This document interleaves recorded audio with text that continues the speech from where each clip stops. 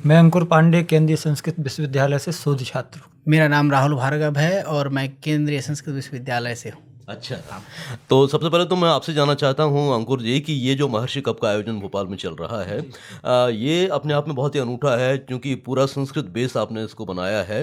संस्कृत को बढ़ावा देने के उद्देश्य से आप ये कर रहे हैं। इसके पीछे सोच और क्या है आपकी? हमारा सर ये था कि अभी तक ये बोलते थे कि पंडिताई, संस्कृत पढ़ने वाले केवल पंडिताई ही करते हैं। तो हम लोगों को ये भी मैसेज देना चाहते हैं कि हम पंडित करके का साथ में क्रिकेट इत्यादि खेलों में भी अग्रिम रहते हैं। और मूल हमारा इसका आयोजन कराने का अर्थ यह है कि संस्कृत और संस्कृति का प्रचार प्रसार, शारीरिक मानसिक सर्वांगीण विकास हो, ये हमारा मुख्य लक्ष्य है। तो ये महर्षि कप का कौन सा आयोजन है और इससे पहले जो आयोजन आपने किए हैं उसमें कैसा प्रत्युत्तर आपको मिला है? लोगों की कितनी प्रतिभागिता इसमें हुई है और यहाँ के दर्शकों ने उसे कितना पसंद किया है? ये तीसरा आयोजन है। इसके पहले 2 आयोजनों में भोपाल की ही टीम आती थी, जो पंडिताई कर रहे हैं पंडित, उनकी टीम आती थी, या विद्यालय महाविद्यालय जो संस्कृत के यहाँ पर हैं उनकी टीम आती थी। इस वर्ष 3 टीमें बाहर से भी आई हैं, उज्जैन और विदिशा, सीहोर से टीमें आई हैं। लोगों का काफ़ी उत्साह रहता है। मीडिया में तो ये समझिए कि पहला आयोजन जब हम कराए थे तो हम लोग को बाइट देना है कि नहीं, मीडिया को हमने सूचना नहीं दी थी। किसी माध्यम से उन्होंने बहुत अच्छा रिस्पांस दिया था और इस बार भी, पिछले बार भी दिया और इस बार भी ठीक रिस्पांस मिल रहा है हमें। राहुल जी, आप इस महर्षि कप में कमेंट्री कर रहे हैं। कमेंट्री भी संस्कृत में हो रही है और क्रिकेट को भी आप कंदुक कीड़ा कहते हैं। पट्ट कंदुकम। अच्छा। पट्ट कंदुकम, पट्ट यानी होता है बल्ला, कंदुकम यानी गेंद। तो इसके माध्यम से हम समाज में ये संदेश देना चाहते हैं कि जो संस्कारों की भाषा, सभी भाषाओं की भी जननी, जिसको हम देववाणी कहते हैं संस्कृत, इसमें ही समस्त लोगों का विकास संभव है। क्योंकि जिसकी भाषा संस्कृति ना हो उसके कोई संस्कार नहीं होते हैं। और हमारे देश को विश्व गुरु कहा जाता था और हम चाहते हैं कि संस्कृत भाषा केवल रूढ़िवादी धारणा है कि ये ब्राह्मणों की भाषा है। मैं आपको बता दूं, संस्कृत भाषा संपूर्ण चाहने वालों की भाषा है। जो भी चाहे इस भाषा को ग्रहण कर सकता है और संपूर्ण हमारा विकास, हमारे देश का विकास और विश्व में हमारा देश किस प्रकार से कीर्ति को फैलाए, ये सारा संस्कृत भाषा में ही संभव है। और गत वर्ष हमने संस्कृत भाषा में जो टिप्पणी की थी, या उसको कमेंट्री आप कहते हैं, और उससे लोगों को बहुत अच्छा लगा था। और मीडिया जो हमारी है उसने बहुत अच्छा सहयोग किया था, जिसके माध्यम से लोगों को बहुत अच्छा लगा था और संस्कृत के प्रति जागरूक हुए हैं। और आप देखने को मिल रहा है कि विद्यालयों में भी संस्कृत को रखा जा रहा है। तो मैं बहुत बहुत धन्यवाद दूंगा ऐसे लोगों के लिए जो संस्कृत के प्रति जागरूक हैं। उनको पता है कि संस्कृत में ही सारा योग, संस्कार सब है, तो उसको जगाने के लिए बहुत बहुत धन्यवाद देते हैं हम सब। अंकुर जी, क्रिकेट दुनिया का एक महत्वपूर्ण खेल है और दुनिया भर में लोकप्रिय है और इसकी छवि लोगों के जहन में अलग बनी हुई है। उसका कॉस्ट्यूम अलग होता है, उसकी सारी शैली अलग होती है। लेकिन यहाँ पर मैं देख रहा हूँ मैदान पर लोग धोती और कुर्ते में ये मैच खेल रहे हैं। तो इन सबको ये सेट करने में आपको कितनी मेहनत करनी पड़ी, कितना आपने जतन किया ताकि ये आसानी से इस खेल को खेल सकें? देखिए, ये जो टूर्नामेंट है उसमें भोपाल के पांडित्य करने वाले, पंडिताई कराने वाले, या फिर गुरुकुल में जो छात्र पढ़ रहे हैं, महाविद्यालय विश्वविद्यालय में जो छात्र पढ़ रहे हैं संस्कृत, वो हैं अक्सर। तो परिधान धोती कुर्ता रहता ही है, पूजन पाठ कराने जाते हैं। तो हमें गाड़ी चलाना है या चलना फिरना है तो वो तो हमारी शैली में रहता ही है।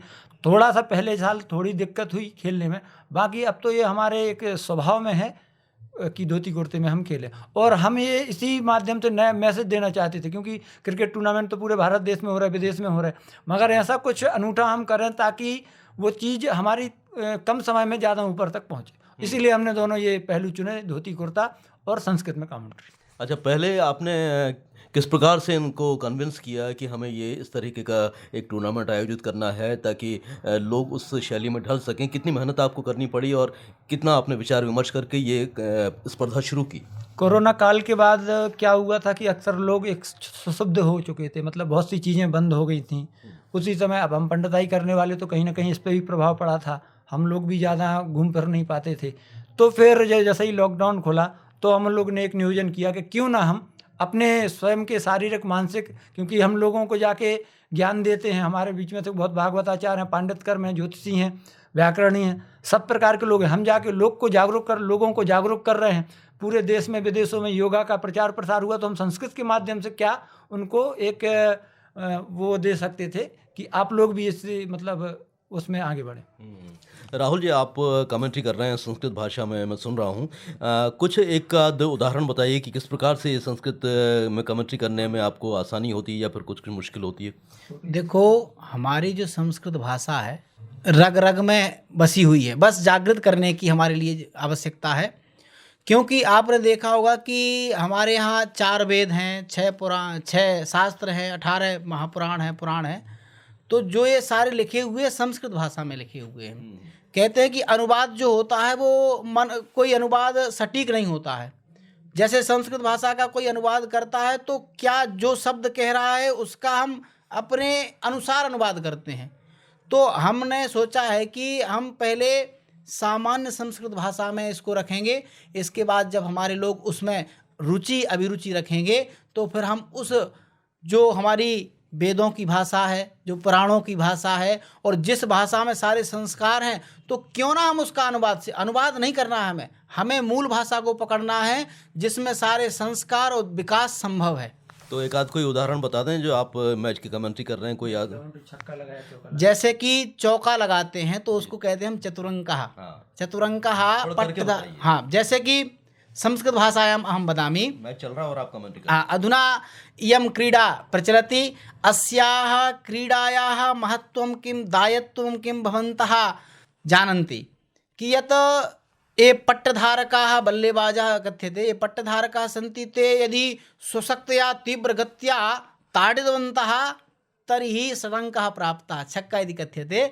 और अल्प प्रयासः कृतः, अल्परूपेण ताडितं कुर्वन्ति तदा चतुरङ्कः प्राप्तः। एतावता एकम् अङ्कम् एकमतिरिक्तम् अङ्कम् एतावता अस्ति। तो अंकुर जी, आपको क्या लगता है कि आने वाले समय में किस प्रकार से आप इसको और ऊंचाइयों पर देखना चाहते हैं, इस तरह की स्पर्धा को, ताकि ज़्यादा से ज़्यादा लोग इसमें शामिल हों और ये वृहद रूप ले सके? राष्ट्रीय स्तर पर ले जाने का उद्देश्य है। अगले साल हमारा ये प्रयास है कि प्रदेश और मध्य प्रदेश से नहीं अपितु और भी प्रदेशों से जो संस्कृत विश्वविद्यालय हैं, महाविद्यालय हैं, वहाँ से हम टीमें बुलाएं और एक बड़ा मैसेज दें, क्योंकि संस्कृत विश्वगुरु बनाने में कहीं ना कहीं सक्षम है। पहले भी संस्कृत थी और उसको हम कैसे आगे बढ़ा सकते हैं, क्योंकि हम युवा हैं, और इसको हम देश के साथ कैसे जोड़ सकते हैं, ये हमारा प्रयास। राहुल जी, आप क्या कहना चाहते हैं कि इस प्रकार के कार्यक्रम और बढ़ावा देने के लिए शासन को भी किस प्रकार से आगे आना चाहिए ताकि संस्कृत भाषा को भी विस्तार मिले और इस तरह के आयोजन भी सफल हों? देखो, शासन जो अभी प्रयास कर रही है, अच्छा प्रयास कर रही है। और गत दिनों आपने देखा भी होगा कि संस्कृत को कई कक्षाओं तक रखा भी गया है। मध्य प्रदेश शासन द्वारा 12वीं तक संस्कृत रखी गई है और केंद्रीय विश्वविद्यालय तो पूरा संस्कृत का ही है। तो मेरी प्रार्थना ये है कि यदि आप संस्कृत भाषा को आगे रखेंगे तो निश्चित रूप से संस्कृत भाषा आपको विश्व पटल पर रखेगी, इसमें कोई भी संशय नहीं है। इस बातचीत के लिए हम आपके बहुत बहुत आभारी हैं और एक बार फिर से आपको शुभकामनाएं देते हैं कि आपके इस तरह के आयोजन आने वाले समय में और भी बड़े स्तर पर हों। अंकुर जी और राहुल जी, आप दोनों ने जो हमें समय दिया उसके लिए बहुत बहुत धन्यवाद। भवतां कृते भूरिसा धन्यवाद महोदयन्, भवान् मम पक्षतः एवं च मम समूहस्य पक्षतः। अहमपि भवतां स्वागतं सुस्वागतं वंदनम् अभिनंदनं स्वपक्षतः एवं केंद्रीय संस्कृत विश्वविद्यालय पक्षतः एवं संपूर्ण समितेः पक्षतः धन्यवादं ज्ञापयामि। भवतां स्वागतं स्वागतम्।